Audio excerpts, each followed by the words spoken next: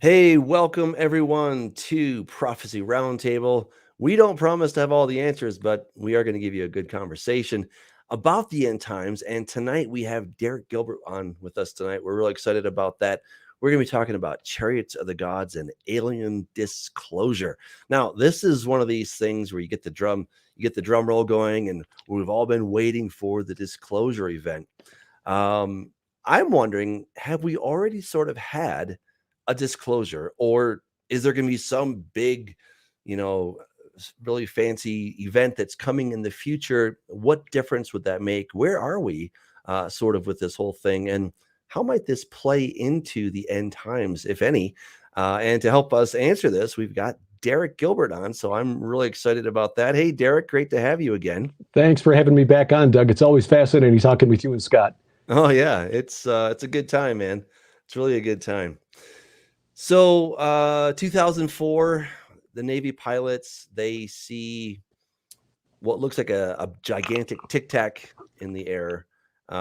This is kept under wraps for 13 years roughly, and then in 2017, this is now made public. It really becomes much more in the world, the public view. 2019, 2020, somewhere in there. I don't know.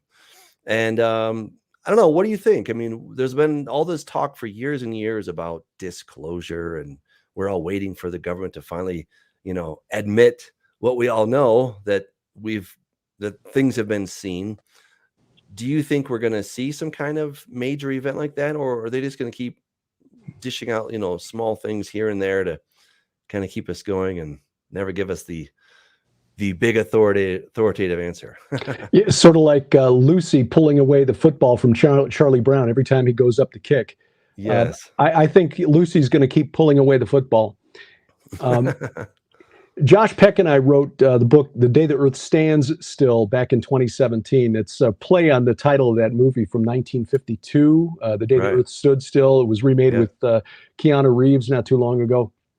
Klaatu Barada Nikto, Michael Rennie playing the starring role of the alien who comes to Earth, and he's got to try to keep us from destroying ourselves, which is a theme among the messages, or the alleged messages, that contactees claim to have been getting for the last 75 years. It couldn't have been better time for us, because our book was released a week before the New York Times published that article by Ralph Blumenthal and Leslie Kean about the 2004 Nimitz incident and the Tic Tac. Now, we were not aware of that incident at the time, so we didn't include it in the book, but I did some follow-up research on that incident, and it's very curious that incident went viral in 2017. Then, of course, this past year, it came out again. We've got David Grush, who's the new so-called whistleblower, who's claims to have knowledge of alien craft and non-human biologicals that have been found. But when you dig into what he's actually said, that's not actually what he said. What he said is that he's been told that the military has recovered these things. He's not actually seen these things, just as back in 2017. While I firmly believe that the F-18 pilots from the USS Nimitz, Lieutenant Commander David Fravor, his wingman, the radar operators on the Nimitz, the USS Princeton, which is a Los Angeles class submarine. It was also in the area, taking part in the exercise that the Nimitz was doing at the time. They saw something. There's no question. I mean, these are trained military observers who actually saw something. But the leap of logic that we are asked to make is that because they don't know what it is, because the experts who've stepped forward, like Luis Elizondo, who has been sort of the face of this movement since the fall of 2017, it must be extraterrestrial. And the logic doesn't automatically indicate that. We don't have any hard evidence that this thing is actually, all we know is that it's doing things that craft that we're familiar with can't do. It moved a lot faster than the fastest plane in our arsenal, the SR-71 Blackbird, but it doesn't mean that it's an alien craft. It may be a drone that the military was testing, that the guys on the Nimitz weren't supposed to see. It might be a craft that the Chinese or the Russians were trying out. and the military doesn't want the American public to freak out that they've got something that our pilots can't track, can't keep up with, and can't shoot down. So there is that aspect to this. The other thing that's really interesting is that in 2014, the author of at a website called Fighter Sweep, which is written by and for fighter pilots, so it's a very narrow, very select audience, wrote an article about the Nimitz incident because it was actually fairly well known in military circles. And so he contacted Commander Fravor to refresh his memory, the author of the article, that is, to refresh his memory about what Fravor saw. And in the course of this article, he revealed that not only had this been seen by a number of people on other ships in the vicinity of the Nimitz back in 2004, the video that went viral in 2017, December of 2017, when the New York Times put it out along with its article by Keene and Blumenthal, had been on the internet since 2007. Except that just before this piece was written about that weird incident in 2014 at the website Fighter Sweep, it had been pulled offline, and that the men involved in the incident, like Fravor and others, had been visited by men from a three-letter agency. Now, which one he didn't say. CIA, DIA, NSA, we don't know.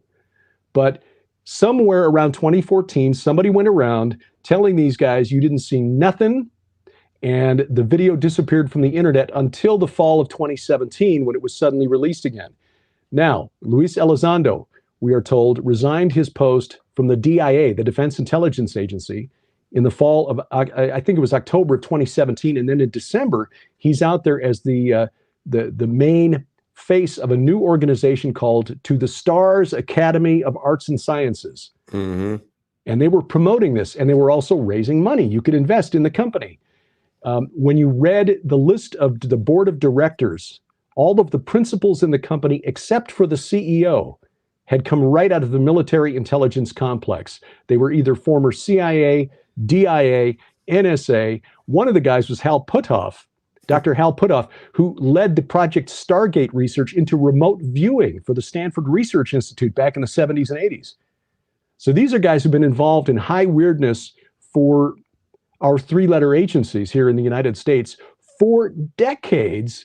And suddenly they're all part of this organization that's saying, hey, we're being visited by extraterrestrials, and we want to start a company that will help educate the world about this contact and take advantage of this new technology.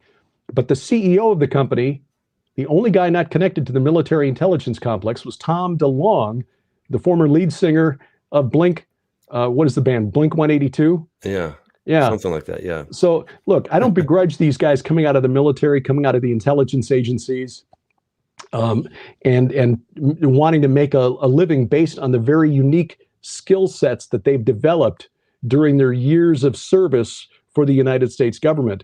But for them to get together and said, okay, let's put together a company that can leverage our years of expertise in intelligence, in the military, in these strange sciences that are somehow connected to perhaps extraterrestrial technology. And the best guy to lead as our chief executive officer is a rock and roll singer. Seemed just a little Nothing bit to odd. See here, man. Nothing to see here. A little bit odd to me. Now, To the Stars Academy of Arts and Sciences is now more or less dissolved. It's now like a personal project for Tom DeLonge. And I don't have anything against DeLonge or any of the people involved in this organization. It's just one more example of how every single episode connected to disclosure since Roswell, and probably even before Roswell, but at least since Roswell in 1947, has had the fingerprints of the military industrial or military intelligence complex, if you will, all over it. They're doing what they always have done, and that's control the narrative. Now, what is the goal of that narrative? That's still an open question. Well, okay, so put on your Bible scholar hat here, end times expert and speculator extraordinaire. What do you think? I mean, what is Satan or the dark side's end game here? What are they trying to accomplish? What is in it for them? Well, from your perspective? that's really the important question that needs to be asked. And there are a number of possible answers to that. Number one is getting us to worship a false god, to see a savior from another world as the one who will save us from ourselves. That's a message that we've been hearing from contactees for decades. You know, they're here to save us from pollution, from nuclear radiation, from war, from when people are abducted, they're often shown like a screen. They see some kind of a nuclear exchange, perhaps, or an ecological disaster or something like that. Right. And they're told that we need to change our ways or else. Is that? Yeah. And we've seen this. There's a very famous episode of the Twilight Zone from the early '60s where a race of extremely tall humanoids called the Kennebits come to Earth, and they give us all of this technology. We've talked about them before, and they start. They want to take some of the pioneers back to their planet, and they finally decipher a book that they'd inadvertently left behind. And as the lead scientist who's featured in the story is getting ready to go on the spaceship, his assistant calls out to him, "Don't get on the ship!" The title of the book, which is To Serve Man, turns out it's a cookbook. Right. So, it's a wonderful episode, but I think there's some truth to that. I mean, Josh Peck asked this question once as we were writing the book, The Day the Earth Stands Still. If these entities are truly contacting people, and I believe the contactees are hearing from something. Yes. But they're, and not to rabbit trail too far here, I got to ask the question, if they've got the technology to cross the vast distances between the stars, why can't they do any better at contacting us than telepathy? Why is it always a spiritual contact? I mean, they could send up a flare. They don't know how to use a webcam. I mean, come on. It's always spiritual contact. It's telepathy. And if they're truly here to help us, what are they waiting for? Why are they waiting? Maybe they've got another agenda in mind. And I think the experiences of the abductees who claim that they've been abused or assaulted suggests that the motives of these entities are not good. Do you think the movie Eternals, I don't know if you saw that, but I mean, is that just sort of the message getting filtered through Hollywood, basically telling us, here's what's actually going on, and for those that haven't seen the movie, a couple of spoilers, but basically, the gods, okay, so it's Marduk and all the gods of the ancient world. Turns out they're actually aliens. They've been here rather quietly, just watching over the planet, and they're supposed to keep out the deviants, all right, which are another, I don't know, weird thing. Okay, it turns out they've all been duped because there's somebody else that's trying to take over, and so now they have to do something else, but the message is, hey, we've been here watching over you guys, and if we ever got to a catastrophic moment, then that's our job to spring into motion and to do this thing. I mean, when I watch that movie, I'm like, oh my goodness, if this isn't just blazing right in your face, here's what we're about, right? I mean, that's what it seemed like to me, in a nice little package. Well, that's been a message in a number of science fiction films and franchises. For example, the Stargate franchise, the wonderful movie with Kurt Russell, depicts this alien race as they were mistaken by the ancient Egyptians for their gods, and their pyramids fly around, and Ra's an evil entity who wants to take over the world. And then that spawned, of course, the television series, which for a while was the longest running science fiction series on TV. I mean, longer than the X-Files, Stargate SG-1.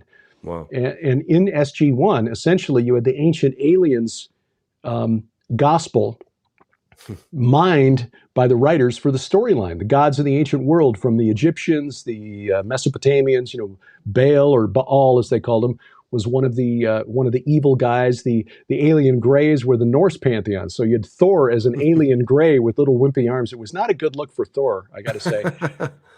But it basically depicted the whole ancient aliens concept of Zecharia Sitchin and packaged it into an entertaining, long-running series, which spawned a couple of spin-offs as well. But you've also got this coming back now in the Godzilla, the recent Godzilla movies, the MonsterVerse films, which started with Godzilla in 2014, Godzilla King of Monsters in 2019. And in that film, they took the reboot that they did. Legendary Films is the producer of these MonsterVerse movies. In fact, Sharon and I just talked about this on an episode of Unraveling Revelation, which I think people will find highly amusing. We're talking about unraveling the book of Revelation, and here we are talking about Godzilla versus King Ghidorah. But in the movie, in this new MonsterVerse story arc, Godzilla and the other monsters that people would remember from the old Toho Films movies from the 1950s and 60s, like Rodan and Anguirus and even King Kong, are called the Titans, the original and rightful rulers of Earth. And the big conflict is between Godzilla and King Ghidorah, which is the three-headed dragon, which can control, in the movie now, the more recent movie, can control the weather. So here you've got this lightning-spitting, multi-headed dragon who controls the weather. Jesus in Matthew 12, Mark 3, Revelation 2 identifies the storm god, Baal, Zeus, as Satan. So you got, and Satan in just Revelation, give him a few more heads and you got the, the Revelation. And the only reason Ghidorah only had 3 heads is because when they did the Japanese movies back in the 60s with the guys in rubber suits, the puppeteers couldn't handle more than 3 heads. Because the original Japanese myth, he has 8 heads. So anyway, yeah, he would have had multiple. He would have been closer, like 8. Well, 7, 8 is one of the. Well, So there's some prophetic stuff there, but I think in the Godzilla films you're seeing the Titans rebranded because their return is depicted as a good thing. And if people are familiar with the work Sharon and I've been doing for the last 5 years at all, they would know that we equate the Titans. And we're not alone in this. There's some scholarly support for this that we cite in our books.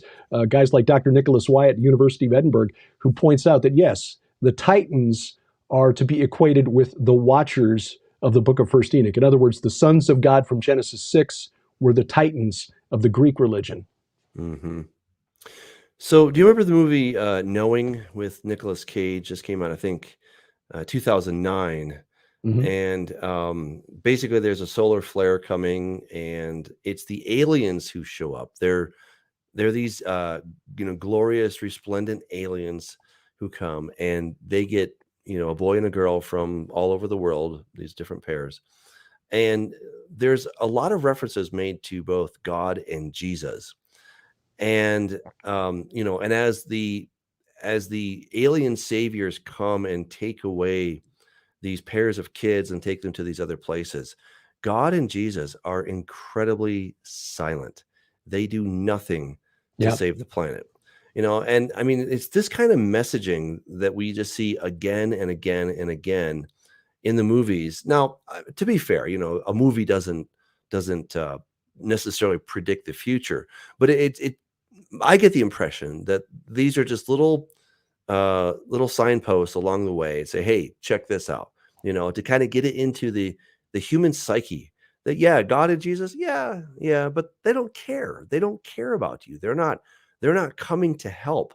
But we aliens, we've been watching over you guys and we care enough about you to actually do something. What did Jesus ever do for you? He died on a cross, big deal. But we're here to actually do something practical and to save the day, and so that's the kind of messaging that I keep seeing in this. And, so we've now touched on the abduction thing. We've talked about these aliens, the sightings of something, right? And it is really weird. I mean, it's how do we kind of put all these together? Are these related? Are they separate? Are they happen to be similar in some of our eyes? I definitely think they are, and I think you're on that same path, but I want to hear more of your thoughts on that and kind of where we're going. Where do you think we're going to end up with a lot of these different things? No, I think you're exactly right. It's very much a message that if you're going to be saved, you have to save yourself, or you have to depend on the alien saviors from space. again, going back to the Godzilla MonsterVerse movies, the Titans have to rise up and eliminate King Ghidorah, who, again, I think is an analog for Satan in that movie, because humans are basically powerless. In fact, there's a very iconic scene in the movie that the filmmaker, the director, makes sure that you see, features it at one critical scene in the movie where Ghidorah has defeated one of the other Titans, Rodan, and lands on top of a volcano. So you've got this very dramatic shot of the fire all around and this dragon with the bat-like wings, the multi-headed dragons, spitting lightning up into the air. And in the foreground of the shot is a cross. Okay, so you've got this devastation, Ghidorah victorious on top of his mountain, okay, with a cross in the foreground. And just to make sure that we see it, we see that shot 2 more times on monitor screens by the human characters who are trying to figure out how they're going to defeat this monster. And they realize, of course, the only way to defeat the monster is to bring Godzilla back from the dead, essentially. Godzilla has gone back to his underwater lair, the abyss, okay? The bottomless pit, and they have to bring him back to life by jump-starting his heart with a nuke. And that, of course, recharges Godzilla, and he comes back, and he's able to save the day. Because we humans, we can't do anything. And, of course, the cross, well, we've seen the helplessness of the one who spoke the universe into creation with that scene with, Satan, Ghidorah, on that mountain, and the cross tilted and everything burning around it in the foreground. So Ghidorah, I think that's such an interesting, because it reminds me of Gadara, where Jesus went and found Legion. I mean, that was on the other side. That whole thing there in Mark, when Jesus is crossing over the Sea of Galilee, you're just like, oh, and this storm just happened to come up. I'm like, sure. The storm just happened to come up. Jesus is crossing over into the enemy's territory. He's going into this place known as, actually, Gadara is a word that means a stronghold. So he's going into this place on the offensive. I think so often Jesus is depicted as sort of meek and mild, and he's just sort of going along, and Satan keeps bugging him until finally, okay, I'm going to do my thing on the cross now. No, I mean, I love the book of Mark because Jesus is on the warpath. Now, fair enough, he comes as the Lamb of God, but he's on a warpath, mind you, and he's one tough lamb. I mean, he came and he was fighting. He was taking the battle to these guys in the land of darkness. He went to the area of Bashan. That's where he was going, and he was just taking it to them. And absolutely. They're like, oh no, here he comes. Let's try to sink his boat. That whole episode, because this was immediately after he had walked across the water to the boat and stilled the storm on the Sea of Galilee. And so you've got Jesus demonstrating his mastery over the storm god, who he identified as Satan. Right. The sea representing primordial chaos and the abyss. In fact, the word for sea in Hebrews, is Yam, which was the Canaanite name for their chaos monster, the equivalent of Leviathan. A scholar by the name of Baruch Margalit wrote a commentary on the Ugaritic Epic of Baal. And was this the Epic of Baal? No, it's the Epic of Akkad. Okay. Which was a story of a young man who was the son of a king named Daniel. He's killed by the war goddess Anat because he wouldn't give up his magic bow. But anyway, in the process of analyzing this story and looking at the geographic clues, bearing in mind that Ugarit was on the Mediterranean coast of Syria, very close to the modern border with Turkey, so it's not exactly in the neighborhood of the Sea of Galilee. Okay, it's a long ways away. It's on the other side of the Bekaa Valley, the other side of the Lebanon Mountains. And yet, the geographic clues in that poem, written around the time of the Judges, points to the Sea of Galilee as the location where this took place. And in this analysis, Dr. Margalit points out that the location of the the tabernacle of El, or the abode of El, who was the creator god of the Canaanites. He would be the equivalent of Kronos to the Greeks, or Saturn of the Romans. In other words, the king of the Titans who was banished to the netherworld. Right. And in the Ugaritic poems, his abode, his home, was described as being at the source of the two deeps, or the double deep. Kind of like in Psalm 42, where deep calls to deep, you know. And Dr. Margalit said that, based on the clues in this Ugaritic poem from the time of the Judges, means that the abode of this character, who would be equated then with Shemiyaza as the leader of the rebels now confined in Tartarus, the bottomless pit, according to Peter and Jude, his abode was either in the vicinity of or underneath the Sea of Galilee. Wow. Yeah. So, in that little episode of Jesus stilling the storm, walking on the water, and then crossing to the other side at Gadara and getting the demons in the herd of pigs to jump into the sea, Jesus essentially showed his mastery over the Nephilim, whose spirits were the demons, their progenitors, led by Shemiyaza, or El, Kronos, Saturn, and Satan, and Leviathan, the force of chaos, all in one series of events. Don't you so love yes, absolutely, absolutely, you're right. Jesus was on the attack. Oh, yeah. I mean, and these entities will all have roles to play in the end times. That's right. Yeah. Things Christian pastors don't talk about ever. I mean, just imagine, though, if more pastors didn't just learn third grade level teaching and talk this to the flock, how much more interesting Scripture is and comes alive when we actually look at the ancient world, look at what is going on, as opposed to, he just walks on water.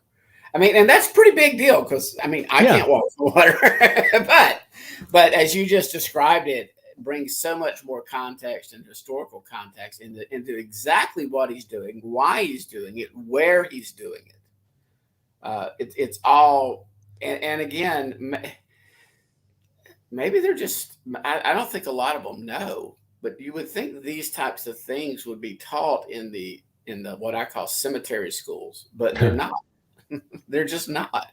What's interesting is that most Bible scholars do know this and do have the Genesis 6 worldview. At least they recognize that that's what the authors of the Old Testament, Moses and the prophets, were trying to convey. Whether they believe it or not, you know, is another question. But sadly, it's not what pastors are being taught in seminary. Well, you know, and a lot of this started with Augustine, and then especially with John Calvin. You know, he makes the case that it's just he thinks it's kind of ridiculous that you know, good teachers would teach such things about the Genesis 6 giants, that, you know, men so prodigious would have taught such fables. And, you know, and look, if you went against John Calvin, you might end up getting burned at the stake. So there was a real cost to going against his established theology, you know. So you know, I think, you know, it's easy for us nowadays because we're in America and we're free thinkers, and, you know, it's a free country, you can do what you want.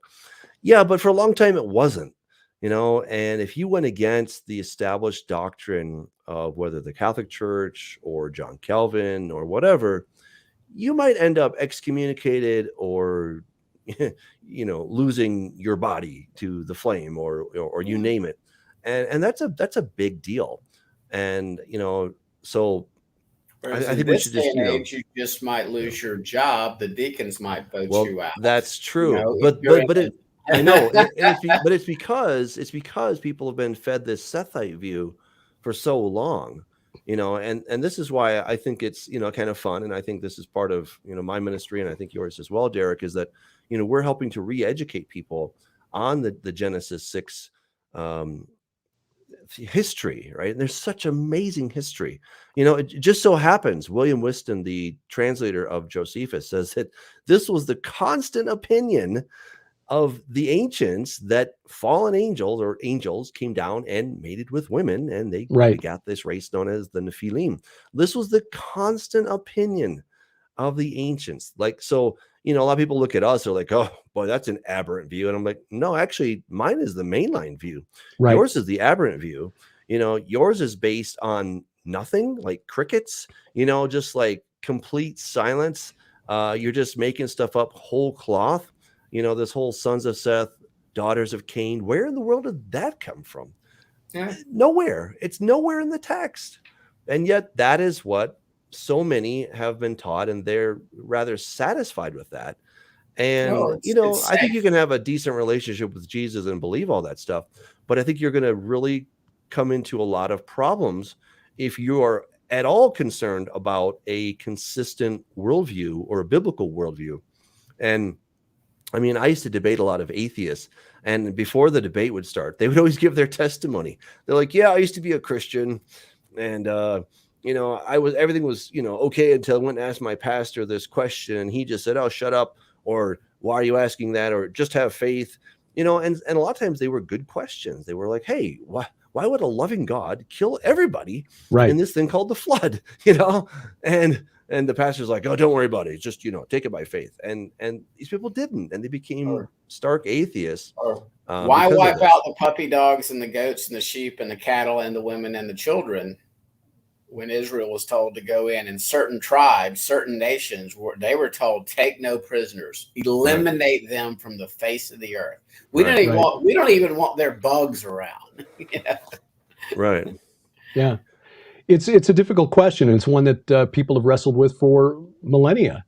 And if you take out the influence or the agency of these fallen spirits, principalities, powers, cosmic rulers over this present darkness, call them fallen angels if you want to, just to keep it simple. They were created with free will, just as we were. The Bible is pretty clear on that point. I mean, who were the sinful angels that Peter and Jude write about, if not angels created by God who then disobeyed and interfered with humanity? Who are these sons of God? You are gods, all of you, sons of the Most High, that the Lord condemns in Psalm 82. So, like men, you shall die and fall like any prince. You really have to twist the texts out of out of shape to try to make those texts, and like Genesis 6, out of into humans rather than supernatural evil intelligences who want to destroy what God created and called good. And you also have to ignore the world around the world of Moses and the prophets, because they didn't. The Hebrews did not write the Bible. They did not grow into a people in a vacuum.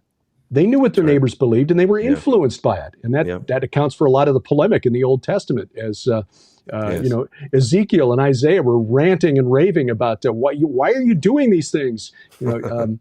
God telling the Israelites, don't do these things that the Canaanites are doing. That's why I'm pushing them out of the land, because they're having all of these unnatural relations. They're killing their children, sacrificing them in the fire to Molech. Don't do these things. He wasn't telling the Israelites not to do things that nobody was doing, and he wasn't telling them to do things that were just a waste of time. In other words, when he was telling them, don't consult with necromancers and mediums, don't consult with sorcerers, it wasn't because, that's all imaginary and that stuff doesn't even work. It's just a waste of, no, it's because you dabble with the spirit realm, and things in that realm will respond. And not all of them are faithful. We are not really equipped to deal one-on-one with the entities in that realm, which is why every time I hear about somebody influential talking about how wonderful it is to take ayahuasca and take a trip into that realm, I was like, you don't know what you're doing, and you're telling other people to follow you. It's like giving preschool children power tools and say, here, have fun with the circular saw. Yeah, it's insanity. It's Russian roulette. It is. And anyway, that's what we've lost in our churches today. When you see survey after survey of what American Christians believe, and you see that 60% of us don't believe that Satan's a literal entity, it's like, well, okay, then how important is the gospel? Because the enemy doesn't even exist. Well, and you're saying 60% of Christians, again, just because they have some intellectual belief, I don't know that I would put them in covenant. Again, I'm not on the throne, But a lot of people might identify as a Christian, and they might actually believe it. But if you've followed around for a year, you might not have any evidence of that faith. But and again, I'm talking about, people that are there only for the business, or people that are there. I'm not talking about people that are struggling with sin, struggling, and trying to overcome things that are no doubt believers. But I'm talking about just in name only, sort of like somebody's a Catholic just because they were baptized as an infant and they're a Catholic Christian. But they'll say they're a Catholic. They'll say they're a Christian. But I'm just wondering, in that poll, are we talking about, I guess it'd be hard to delineate between y'all. You're a committed Christian, You can ask certain questions like, how often do you read your Bible? Do you read it at least once a month? How often do you pray? How often? Then the numbers might go up if you started to whittle away versus somebody that just identifies. Right. We can George anything this day and age. That's where George Barna's research is so useful, because he delineates between people who identify as Christians and what people actually believe. And that's where he has a test where he's got like 6 foundational beliefs of Christianity. And if you hold all 6 of those beliefs, like Jesus was born of a virgin, lived a sinless life, you cannot earn your way into heaven, things like that, then you're defined as having a biblical worldview. And he finds that less than 10% of people who self-identify as Christians actually have a biblical worldview. Wow. So, yeah. So you're right, Scott. It's exactly right. Just because somebody says he or she is a Christian doesn't necessarily mean that's true. Well, and I was part of Calvary Chapel for a long time, which is very conservative, very gung-ho on the Bible. And yet a lot of the people, well, I don't know a percentage, but I met a lot of people, let's put it that way, that kind of poo-pooed the whole idea of, fallen angels doing this whole thing and all that. So yeah, it does kind of cut both ways. But Derek, I want to ask you a question. So, we talk about how as it was in the days of Noah, so it will be at the coming of the Son of Man. And we often say, okay, what was happening back then, we expect that to happen today. Let's twist this around for just a second, just for the fun of it. Let's assume that what we're seeing today is evidence of the end times. Okay. If you could kind of take that and then sort of imagine what was it like before the flood based on some of the things we're seeing today, how would you imagine that? Well, I would see that the main parallel between today and the days of Noah would be the presence of these entities that were clearly more than human. Now, we have to remember that the parallel chapter to Matthew 24 in the Gospel of Luke adds the line, and also as it was in the days of Lot, so it will be at the coming of the Son of Man. Now, what was it about the days of Lot that were also present in the days of Noah? And the one thing I can think of in the days of Lot was that he was visited by 2 angels, 2 sons of God, 2 Elohim, who were there to warn him and get his family out of Sodom before the city was destroyed. And I think the reason that the men of Sodom were so keen to know them in the euphemistic biblical sense was that they understood that these were more than human, and that somehow by engaging physically with them, they could somehow obtain some of their power. So I think that may be what we're looking at in these days when we are encouraged by probably the leading proponent of disclosure, Dr. Stephen Greer, who advocates and tries to teach methods for contacting the aliens. When you read his backstory, there was a piece that was done on him, a profile in Los Angeles Magazine, I think, some years ago, which explained why he left a very successful practice as an ER physician, making, a 6-figure salary, and he gave that up to devote his life to disclosure and trying to get the government to reveal what he thinks the government knows about the existence of extraterrestrials. It's because he would meditate and invite the aliens to come and visit him after he had an experience where he was contacted. And according to this article, Dr. Greer said every night he would meditate, every night these entities would come, and he was just filled with an overwhelming sense of love and peace. And that's what he's trying to share with the world. Now, he appears to be sincere, but he is sincerely wrong. I think this is what he finds so appealing. These, what he believes to be extraterrestrial entities, have convinced him that they are here to share love and peace with all of us, and we just need to reach out to them to get around the, and I think this was in part of his documentary called Sirius a few years back, that the military-industrial complex is somehow blocking the transmission of the aliens to Earth in order to propagate their evil control over us. They're trying to keep us from contacting the aliens so that we will not benefit from their gift of, all-encompassing love. Well, I'm sorry, Dr. Greer, but we've already got that gift from Jesus Christ. The one who spoke the universe into existence became one of us, was betrayed by us, took our sin to the cross, and then emerged as he prophesied 3 days later from the grave to defeat death. We've got a future coming in which we will be upgraded to humanity 2.0. Those of us who put our faith in him, just by accepting the historic truth of the resurrection. According to Paul in 1 Corinthians 15, the gospel by which we are saved is that simple. Just believe that Jesus, in accordance with the scriptures, died for our sins, and in accordance with the scriptures, rose again on the third day. Bodily resurrection. Greer wants us to believe, in fact, he's got an app that he's made available for iOS and Android, where you can use an app on your phone or tablet to teach you to meditate, to open yourself up to the spirit realm. I'm sorry, that's exactly what God told Moses to tell the Israelites not to do, because there are spirits out there that will answer. It sounds like what was that? Because he was using a tablet. Sorry, I couldn't resist. There you go. Couldn't resist. That's a little dad joke there for you guys. Like Greer's doing nothing more than Helena Blavatsky. Claire Dane Prophet, and I mean, this is not new age stuff. Somebody posted in chat that this sounds too new agey. This is not new agey. This would be ancient Babylon agency, right?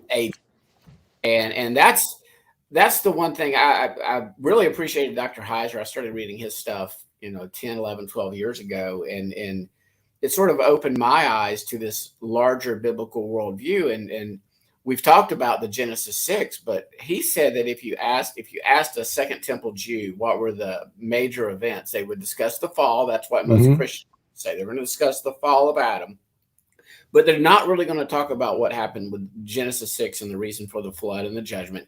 And they're also not going to really understand what was going on in Genesis 11 and 12 when God came down and confounded the nations and set up the table of the nations, the 70 nations. And that's just something I think that's been lost over time, this big picture.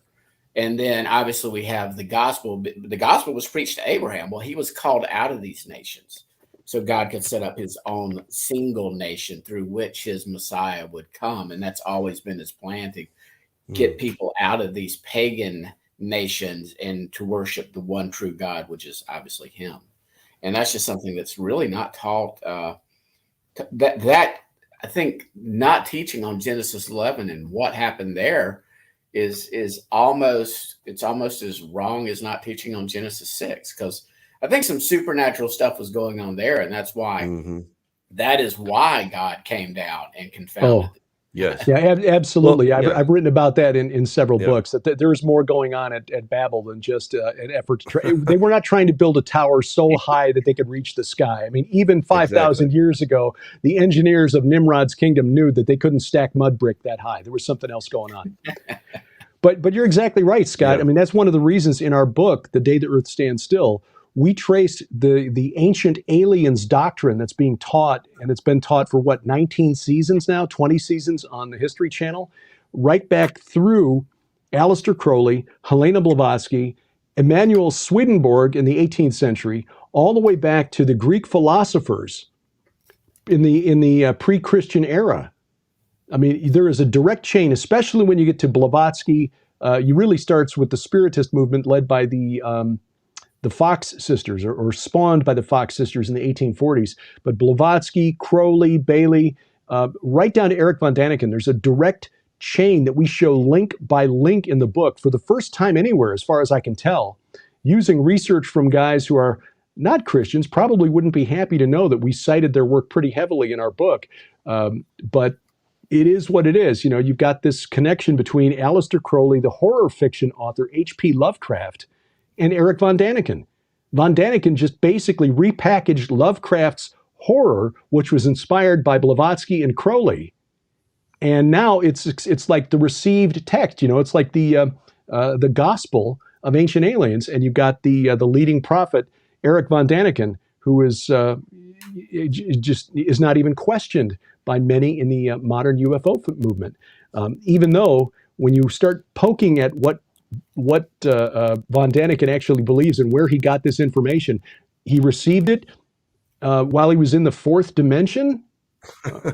That's what he said. It's like, okay, but yet it is taken as a given, and you've got, like I said, 20 seasons of Ancient Aliens out there right now, not to mention all the science fiction entertainment that is essentially programming for people who are searching for answers and aren't finding it because their pastors, generally speaking, don't want to touch this subject. It's interesting. I've had a friend, known him since college, and he's always been very, very, very anti-Christian, like almost like we're friends. He knows myself and other people are Christians, but he's almost like, you know, very hostile to any discussions. He's always been fascinated in ancient aliens. Recently, he's actually been asking questions. I just wrote down the title of your book, and I'm going to order it to him and send it to him because he's fascinated by it. And he's actually starting to explore and ask more questions about exactly what was going on.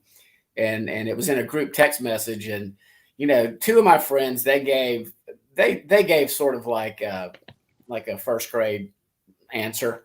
And of course, they knew what was coming from me. He got more of at least a senior in high school type of answer. But I think he would enjoy your book.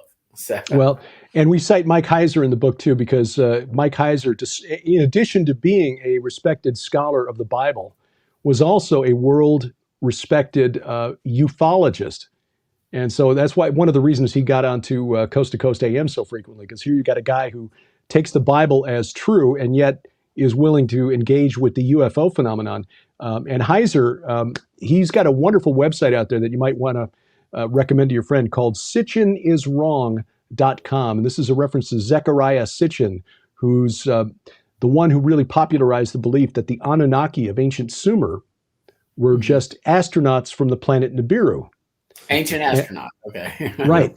And so Mike said at a conference that we saw him at, in fact, we were in Roswell with Mike in 2017, the 70th anniversary of the Roswell crash for the annual UFO festival there. And he gave a wonderful presentation on science fiction as the ET gospel. And he called Sitchin arguably the most important proponent of the ancient astronaut hypothesis over the last several decades, end quote.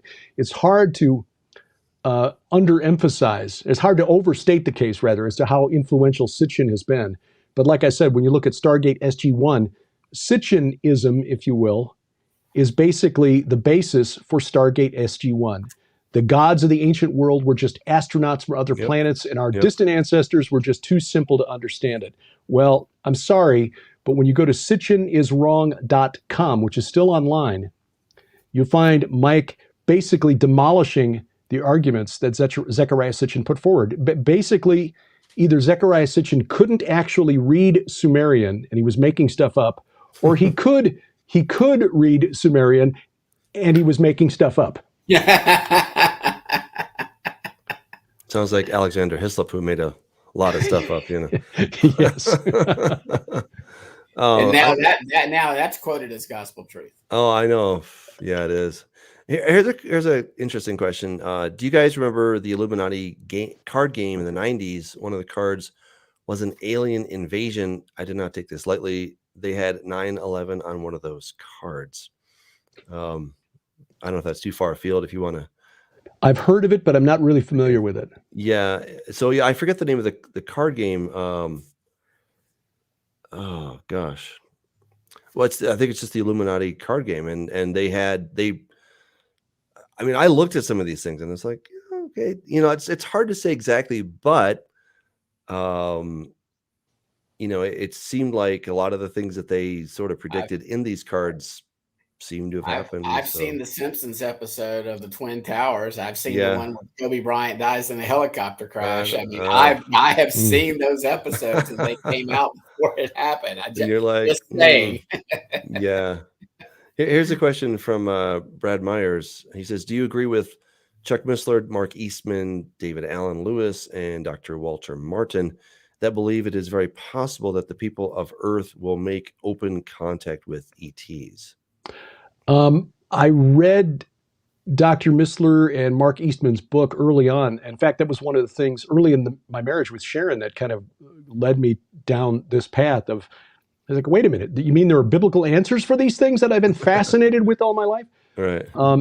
I didn't remember that they said that there would be open contact with ETs. Now, maybe it's been a while since it's been 25 years since I read the book. But I don't doubt that there will be something presenting itself as an ET, and that, yes, we will probably make open contact with it at some point. It does seem that the accounts of contactees are becoming more and more frequent and less dismissed by the corporate media. I mean, the last 6 years, well, 5.5 years since the New York Times article in December of 2017, I would not have believed up until that point that we would see Fox News, CNN, MSNBC, New York Times, Washington Post, USA Today taking the story seriously. Right. So, yeah, I think we're building toward that.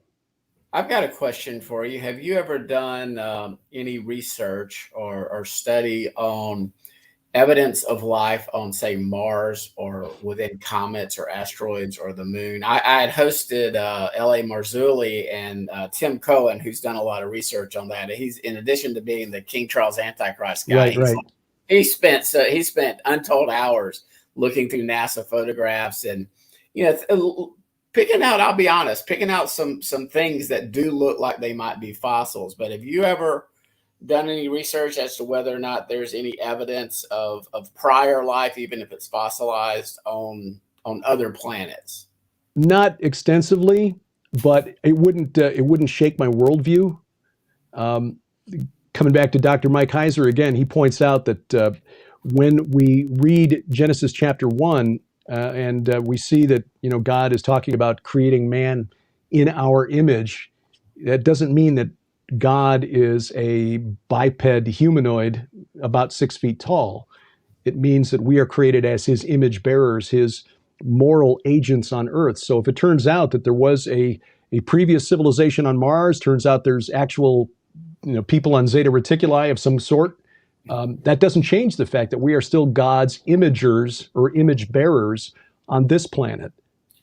So and Tim's theory was at the time of the flood, it was not just a destruction of the earth in which the Nephilim were wiped out on earth. He believes that they had been seeded or throughout the solar system, and that the asteroid belt that we have right now was sort of God's method of judging these other planets, and that's why we have and he's a strictly young Earth person, so he believes essentially that God blew up this planet to wipe out, and then ultimately at the same time as the flood. It was an interesting theory. I'll put it that way. So him and LA had fun. I did sort of like I did earlier. I just kind of shut up and let them talk. So Tim Alberino has got a similar theory about a civilization on Mars, equating Mars, the red planet, to Edom. Interesting speculation. I don't know that we'll ever be able to prove it this side of glory when we get access to the heavenly archives. I'm hoping for a job in the heavenly library, the library in the New Jerusalem. I think that would be wonderful. That would be cool. We're like, oh, you and I will compare notes. We're like, you got a point here, Derek.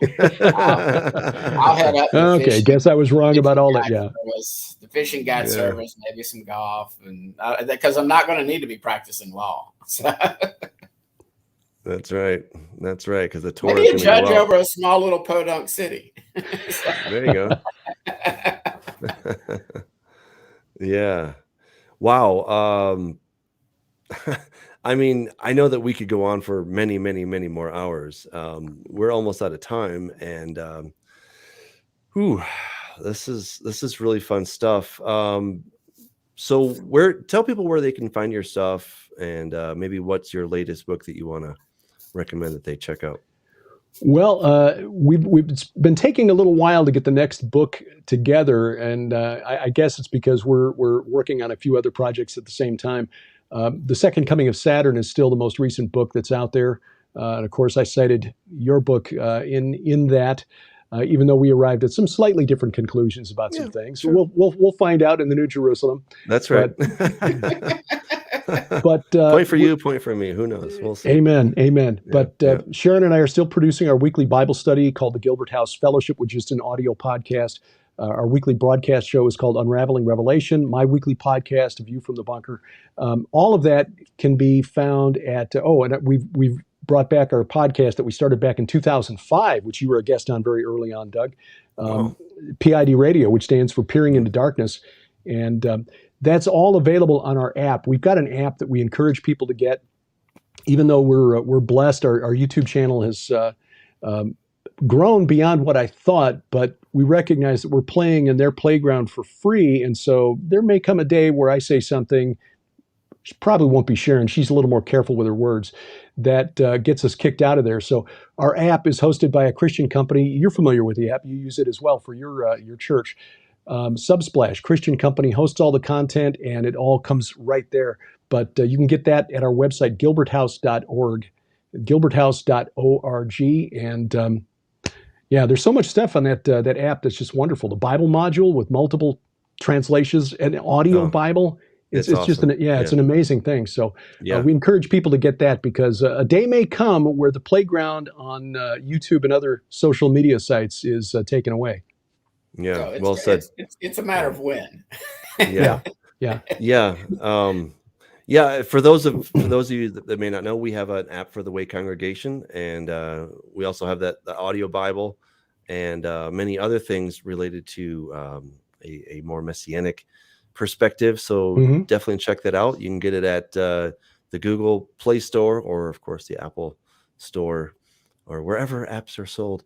So go ahead and check that out. But this is awesome. So let's see. I think Brad has one more thing. He says this is from Alien Encounters. Brad, by the way, did a lot of research.